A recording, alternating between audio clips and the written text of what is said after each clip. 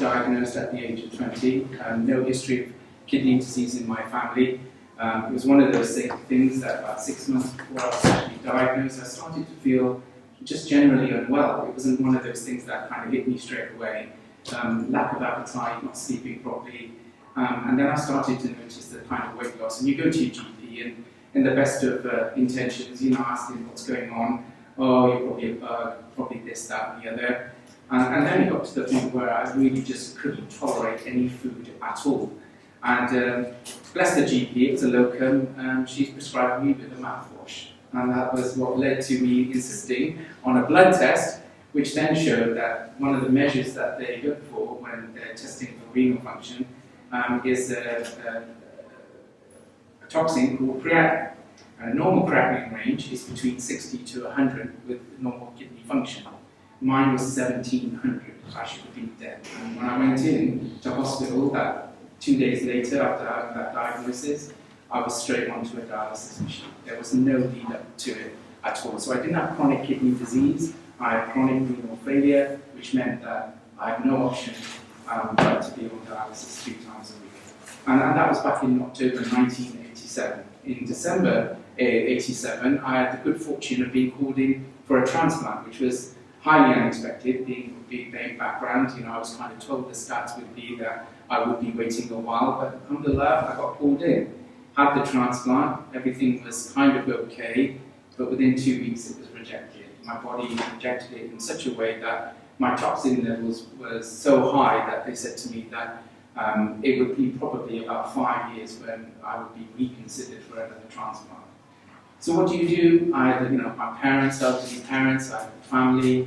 I just started work at the bank. I was on a management development program, and you're young, you kind of think, this is not going to get me down. I'm going to persevere and struggle on, and that's what I tried to do to the best of my ability. 5 years went by, 10 years went by, 15 years went by, and then I got my second call 16 years in, and I lost that transplant on the operating theatre, believe it or not. That was my fate. And then I was told, Ajit, it's probably going to be unlikely that you'll ever get a transplant because you're now so highly sensitized that to find a match is probably 1 in 10,000 chance. And with the number of vein donors that there are, you can imagine the odds of that. But bless my family, I never approached them while I was waiting for an organ. I felt it was generally my problem. I had to live with it, I had to deal with it. Dialysis wasn't easy, it wasn't just easy for me, it wasn't easy for my wife or my young daughter. We had lived it all as a family. But my nephew stepped up, all of my family stepped up and got tested when my doctor approached him because he knew I wouldn't, and he was found to be the most suitable donor. And in April 2011, alhamdulillah, he donated one of his kidneys to me as a living donor. But I had to go through a lot of treatment in order to receive that kidney. It's called plasmapheresis. So I was on dialysis one day and plasmapheresis the next day for a whole month before I could actually have the transplant. And that was in May 2011. And alhamdulillah, it's been 9 years since I've had that transplant. It hasn't been easy since the transplant, believe you me, because with the 3 years of dialysis, you have these systemic problems of long-term dialysis. So many of you may know patients who've got renal failure, who know that cardiovascular disease, osteoarthritis, all of those kind of problems, are part and parcel of my life and my routine. So it's been a struggle. But alhamdulillah, I'm grateful for the mercy that Allah has bestowed upon me and for the very generous donation from my nephew. And it instilled in me that gift of life that, alhamdulillah, I've been given a second chance. But I didn't sit idly by. I don't want you to think that I've only just now started to get off my backside to do something. I spent 26 years at HSBC. Alhamdulillah, I was the head of Islamic finance for HSBC in the UK for the last 8 years of my career before I took early retirement. And that gave me a real platform to understand the mindset of the Muslim community in the UK in terms of launching and developing and kind of marketing or positioning a proposition that was based on the framework of Shariah within the Muslim community.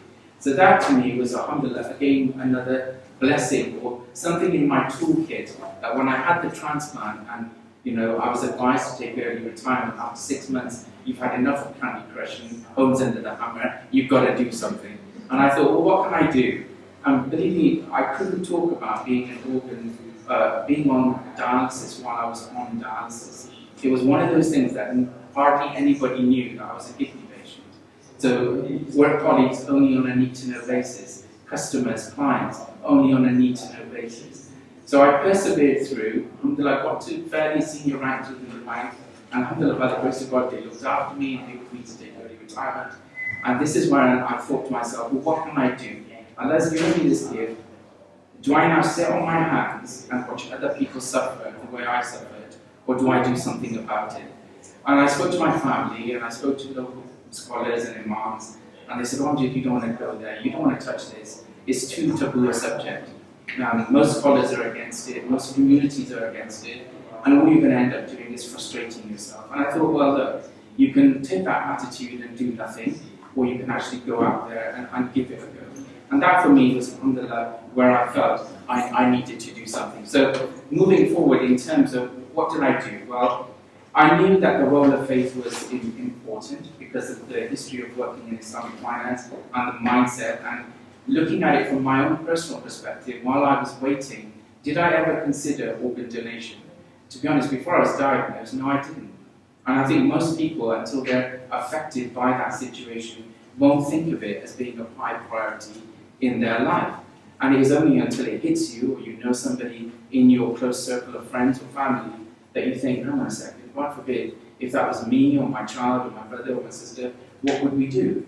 Would we want them waiting 5, 10, 15 years for an organ? No, we would want to take a transplant as soon as possible. But the very fact is, to have transplantation, you have to have organ donation. And whilst most donors are white, and most organ transplantation that is given to BME patients are from white donors, that means that many BME patients wait longer for a transplant because of the fact the issue around matching in ethnicity, as well as what they call HLA matching, the actual genetic side of it, is far more complicated, and it's now much more detailed that they can actually tell well beforehand whether a kidney will be taken or rejected before it's actually transplanted into the patient. So that is all compounding and making it more difficult for patients of a BME background. So in the time that I put forward a proposal to NHSBT, by the fate of God, there was this work being done by Professor Gurjwan Dawa from Bedford University. He is head of public health and advises the government, and he had written a document called the Faith Action Plan. And within the Faith Action Plan, it said that NHSBT and other organisations needed to be more proactive in their approach to talk about the issue of faith and culture when it comes to talking to BME communities, because that's what drives their decision-making behaviour. So that was almost a kind of a synergy of where I was coming from when I put forward the proposal. So the proposal that I put forward said, well, look, if we look at what we have at the moment, we have a religious edict that was issued back in 1995. Now, bearing in mind, I was diagnosed in 1987, spent 26 years at HSBC, the last 8 years of which were head of Islamic finance. I did not know there was a fatwa on organ donation issued in 1995, and I was a patient waiting. So that tells me that most of the community didn't know that there was a fatwa. So if we were going to do anything or any work around that, it couldn't just sit on a shelf. It had to be proactively communicated to the community. But what it had to have, more importantly than anything else, was buy-in and leadership from UK-based scholars. There was no point in having scholars that were unknown to our communities here issuing a fatwa, and then when questions are raised, well, we don't know who to turn to. We don't know who to ask. So under the scenario of where do we go, do nothing, maintain the status quo, or invest, this is where I have the blessing of NHSBT. They completely got it, completely understood the fact that this was something that was innovative and new to them. It wasn't a comfort zone that they were in and needed outside help, and this is where they felt that I could support the process, and this is where we in partnership move forward together. So in terms of how did we move forward together? Now this is the bit where it gets a bit jargony, so forgive me, but I'll try and keep it simple. In the world of product and customer, we talk about attitudinal segmentation. And it's really quite a simple philosophy, but it looks at how to position the audience that you target. So when I looked at what NHSBT and others do when they target Muslim communities, what's the normal route of access to the community? Go to the mosque outside on a Friday and hand out leaflets. And how many people come out, take the leaflet, and as they swiftly walk along, drop it on the floor, and before you know it, you're picking them back up again. Now, that scattergun approach of targeting events, standing outside the mosque, hoping that somebody buys into your narrative is not, I felt, not the way to do it.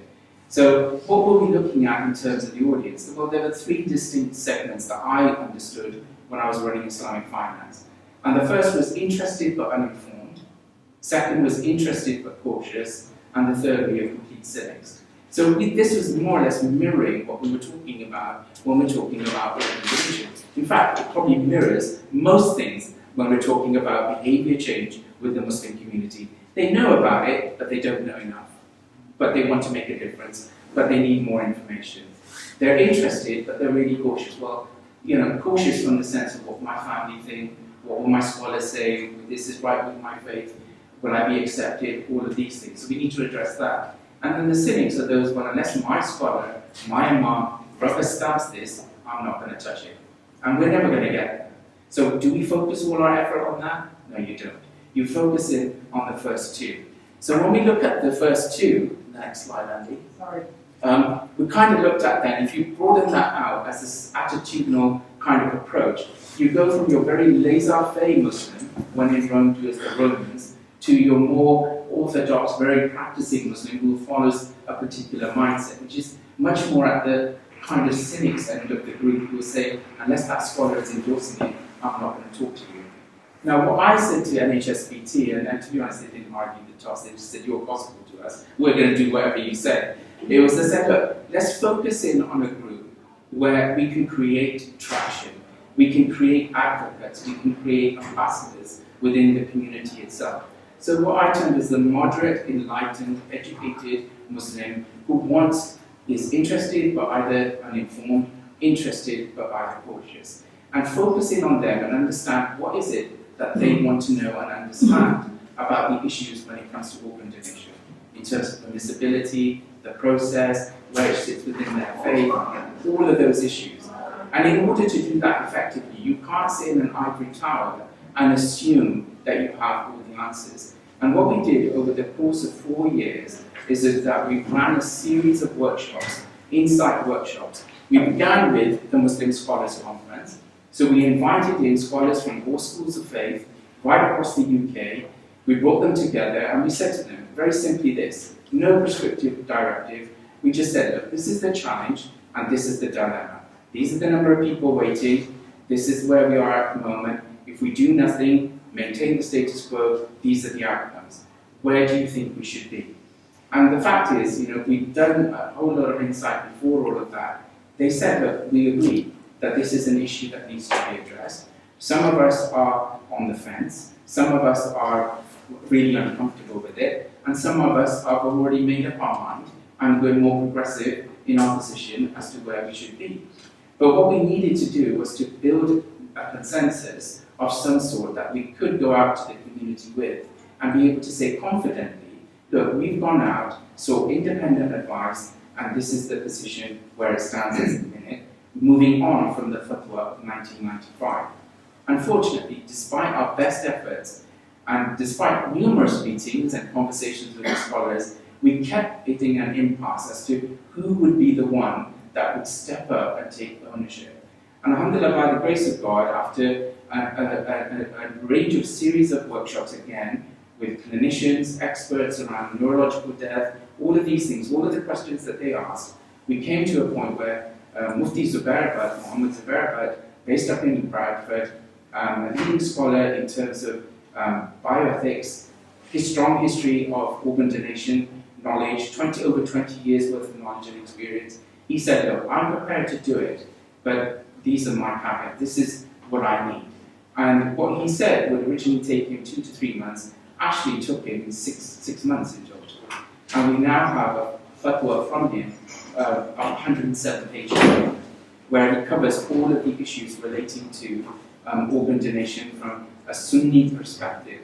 What I also asked him to do as part of that fatwa preparatory documentation was to review the 1995 fatwa issued by the UK Sharia Council and to comment on that, where that sits now with the current insight and knowledge from a clinical perspective and from a scholarly perspective, and as well as the 2000 fatwa that was issued by the European Council of Fatwa and Research. So within that document, he kind of narrates his understanding and position, and then moves on to give his rationale behind organ donation himself. And what he came out with was a fatwa that is pro-organ donation and transplantation, but he has a caveat in it, in that for him, the issues rest with the departure of the soul. So there are two types of organ donation that take place. There's non-heart beating and there's heart beating. And heart beating is most commonly known as brainstem death. Okay? Now, brainstem death, this is where we got into quite a debate, and it was way beyond my understanding, I believe you know, is with the physical and the metaphysical. So with brainstem death, when does the soul depart the body? And for Mufti Zubair, with his current understanding at this minute in time, he said, I cannot say that I can prove that the soul has departed the body when a doctor says this person has lost consciousness and will not recover if taken off the machine. They may well die, but have they reached the the point of irreversibility?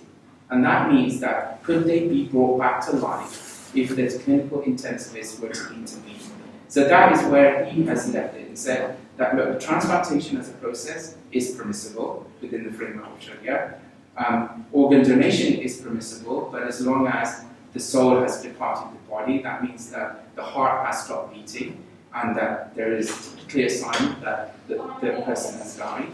But when it comes to brainstem death, then that is for him, he can't say definite, but he leaves that to the family members to decide whether or not they're happy to accept the clinical point of view, and that rests with them. So, alhamdulillah, in terms of from a Sunni, Deoband, Brahmi perspective, that covers the largest diaspora of Islamic Muslims in the UK. That was a key win for us. What it has done has sparked a whole new narrative now and conversation, alhamdulillah, globally. India is now following our model. There's an organization called Mohan Foundation who invited me to speak at an event in Birmingham. After I spoke, they said to me, "Can you come to Chennai and do this there?" And I said, "We got so many 100 million Muslims there. This is exactly what we need."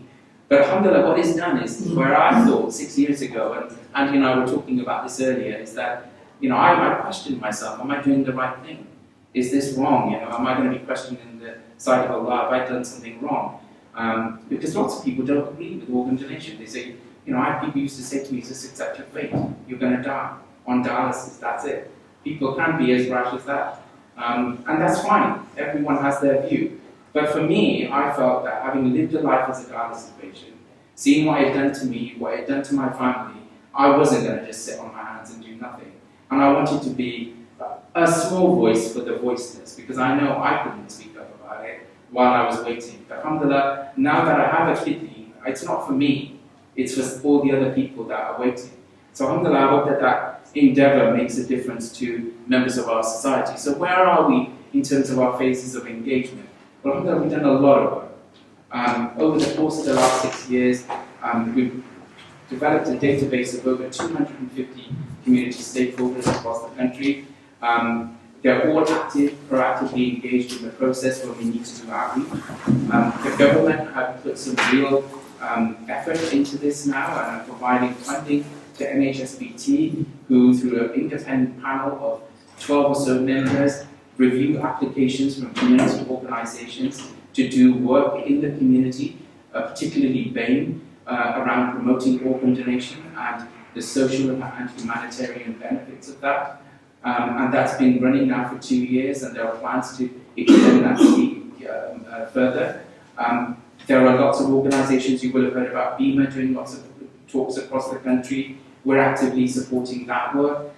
We've got the brother from the Ismaili community who I know did a fantastic talk. I unfortunately couldn't go, but I asked one of my dear colleagues who attended, And you can see that there is a genuine move towards, well, look, we've not talked about this before in the past. There is a real dilemma facing our community. A third of the waiting list is made up of BAME patients, and the number or the percentage of donors from BAME is what actually? 7%, and yet we're more than 33% of the actual waiting list. So, bearing in mind what I've said about my journey, I waited 23 years. That's an extreme. But on average, a BAME person will wait potentially between 2 to 3 years longer than their white counterpart. But I know many patients who are extended beyond that. And for them, it is potentially, well, am I going to get that call, or is something going to happen to me that is going to bring the end of my life? The next slide, this is where I'd like Andy to kind of come in and talk a little bit about the work around the opt-out law change that's being introduced in spring 2020. There's lots of work going on around that. But for me, look, I'd like to kind of end my piece by very simply saying this to you. As I said to you, I was only 20 years old when I was diagnosed. You don't kind of think it happening to you, but believe you me, it can happen to anybody. And the work that I've been doing, I'm blessed with my health to be able to work across lots of different work streams. I work with the police, I work in criminal justice, I work with CPS, I work with NHSBT, I work with hate crime charity, I do lots of different things. And you get to see how our community are engaged. And to be honest, at the minute, I feel that there's more that we could do. But what it needs is we need real community advocates to be able to say, look, this has got to pass the dinner table test now. We've got to be able to go home and sit down and have a conversation with our family, with the law change coming up, and actually say, look, with this, do we make our decision based on misinformation on a social media message that says the government's going to take your organs, opt out now? Or do we actually take the time to read through the website, look at what we've got on there? The material is fully comprehensive. We've done videos with Mufti Zubair, we've got all the fatwas on there, we've got supplementing videos as well with independent people talking about organ donation from lots of different perspectives. Make an informed decision. Please don't rely on misinformation. And then talk to your families about what is it that you feel. How do you feel about it? If it was you in that situation, God forbid anything to happen to you, would you want to be an organ donor? How would you have told your family that that's your choice? Because ultimately, under this law change, the families still have a right to say no. And if they haven't been informed, or they didn't know that you were for organ donation, it's something that you wanted to have happen, then there's potentially a missed opportunity for somebody to benefit the social and humanitarian aspects of your donation. It's for me, a form of sadaqah. But that's my personal view. I can't impose my personal view on you. You're all better informed and educated than I am to be able to do that far better. So Andy, would you like to talk about the next 2 slides? For me, it's about how do we ensure that factual and accurate information from trusted sources are getting in front of people, and that's why the work with people like New Horizons today is really important, kind of giving organ donation a platform for you to access information. So, organ donation and the law change, what does it mean? What it really means is, in practice, is not really a very big change. What is happening from the spring, and the date will be announced this week, I can't tell you yet because it's some stuff needs to be laid in Parliament this week, but it's going to be in May sometime. The law in England is going to move to an opt-out system. So what that means is if you're over 18 and not in an excluded group, so i.e. are mentally competent and have lived here voluntarily for more than a year, you're going to be covered by this deemed consent, if you like. So what that means, if you haven't recorded a decision to be a donor or haven't opted out, if you die in circumstances where you could donate, it will be considered that you agreed to be an organ donor. But as Andrew's just said, that doesn't mean that the NHS is going to swoop in and take out your organs. That's absolutely tosh. What it actually means is if you die in circumstances where you could donate, the specialist nurse, so someone from our organisation, will still check that database, see whether you've recorded a decision, and if you haven't recorded a decision, would still talk to the family about what that means. But the thing is, you don't just need to record a decision on the organ donor register to record a decision. So if you tell your family you do or don't want to donate, that's your decision. So it is really important that we understand from the family's perspective, have they got a more current or recent decision on you that needs to be respected? Because this is all about respecting your decision around how you want to end your life, whatever that may be. So as part of those discussions, our specialist nurse would always approach the family in terms of particularly around any questions or concerns that may be around faith, beliefs or culture. And that's really, really important. Organ donation, that's really lovely to see. It's a very personalised approach to families. Everyone is different and it really is something that is about your personal choice. So when I say this isn't the government taking control of your organs, as someone who's kind of quite anti-government, don't tweet that. You know, there's no way I'd be sitting here doing this job if I thought the government was taking control of your organs. I just couldn't ethically do that. I do this job because I see so many people's lives saved by organ transplants on a daily basis, and that's what drives me and that's what drives Amjad. So, in terms of what does this mean, this law change and what your choices are, you've got a few choices. Obviously, you can decide you want to donate, and within that, be confident that if you did die in circumstances where you could donate, that that discussion with your family would be in the context of your faith and beliefs. So if you have got concerns about how quickly the burial can take place, or you want the imam involved, you know, when your care is taken, you know, when your ventilation or whatever is removed, you know, to say a prayer or something, that would be respected. Your other option is you say, organ donation just isn't for me, I just don't feel comfortable with this, it's not what I want. Okay, you opt out, simple. You record that decision and that will be respected. You might have recorded a decision in the past and you might want to change that. You might have thought a few years ago, right, no, organ donation, it's not allowed, can't do it. But actually now you feel that maybe the perspective has moved on, you might decide that now it is for you. You can change that recorded decision.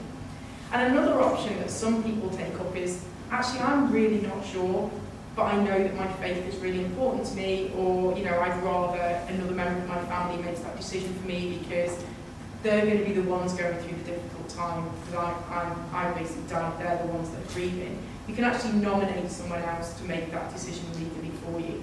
So when I say this law change actually in practice isn't a lot of difference, it really is true, because you've still got all the choices that you've got now. And the family will still be involved as they are now, and your faith and beliefs will still be respected as they are now. All it does is turn a little bit that presumption. So the people that haven't got around to making a decision, the starting point is, if they're over 18, lived here for more than a year, and are mentally competent, that it will be considered that they agree to be a donor. So that's why right now there's an organ donation communications campaign going on called Pass It On. Now you may not have seen much of it, actually quite a lot of you said you're aware, so you may have seen stuff on TV or you may have seen an ad somewhere, or you may have chatted to me earlier. That campaign is going to be ramping up obviously the nearer we get to the law change, and within that we've been working very closely with the Muslim community on trying to develop resources that are relevant to you and your community. So as Amjad said, kind of videos with Muslim medics talking about the organ donation process and things like that. So hopefully there are lots of resources out there for you to have your questions answered, and it's absolutely fine and understandable to have questions, because what's important to me is that you make the right decision for you and your family in the context of your faith and culture. And I can sit here and hand on heart say that that decision would be respected, because the organ donation process is one that is full of respect and dignity. And you know, having spent a lot of time with Amjad in the Muslim community over the years, you know, I can honestly say, and having spoken to Muslim retrieval surgeons, that surgery that takes place to remove someone's organs is done with the utmost respect, as if any surgery that was taking place to try and save your life. And again, I wouldn't be sitting here today if I didn't believe that to be the case and know that to be the case.